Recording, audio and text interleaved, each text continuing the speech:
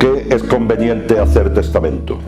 Es fundamental, sobre todo para determinado tipo de personas que no tienen mucha formación, el que cuando fallece un padre o una madre o algún familiar con bienes, no tener que hacer una tramitación burocrática muy complicada, cual es la declaración de herederos, que hay que hacerse en notaría o en el juzgado.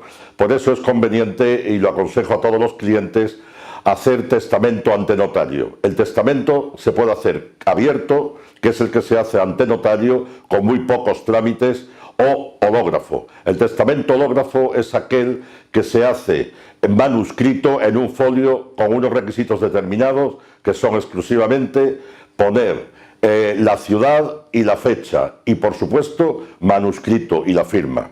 El testamento abierto, que se hace ante notario, se pueden disponer una serie de cosas, igual que en el hológrafo, se pueden disponer una serie de cosas, como es una institución que se llama el legado. El legado consiste en determinado bien en concreto, ese bien, dejárselo a alguien también concreto. Hay que especificar qué bien y a qué persona. Todo eso es independiente de las legítimas. La testamentaría se compone de tres partes. Son dos legítimas, una que se llama corta y otra larga, y luego el tercio de libre disposición.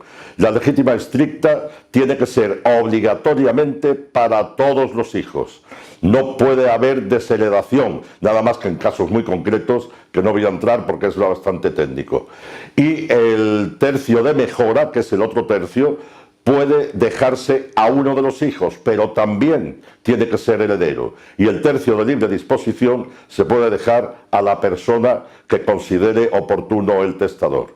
Una vez que el testamento está hecho ante notario o bien hológrafo, lo único que hay que hacer es ponerse de acuerdo con el albacea, que también es algo que se puede nombrar en el testamento, que el albacea no es más que el señor que se encarga, técnico normalmente, suele ser un abogado, es el señor que se encarga de llevar a buen término todas las disposiciones testamentarias. Por eso nosotros aconsejamos siempre hacer testamento mejor ante notario, que no es necesario después hacer trámites como en el hológrafo ante el juzgado para legalizarlo. Todas las consultas que tengan sobre este tema, no duden en llamarnos, que nosotros les solucionaremos los problemas y les asesoraremos.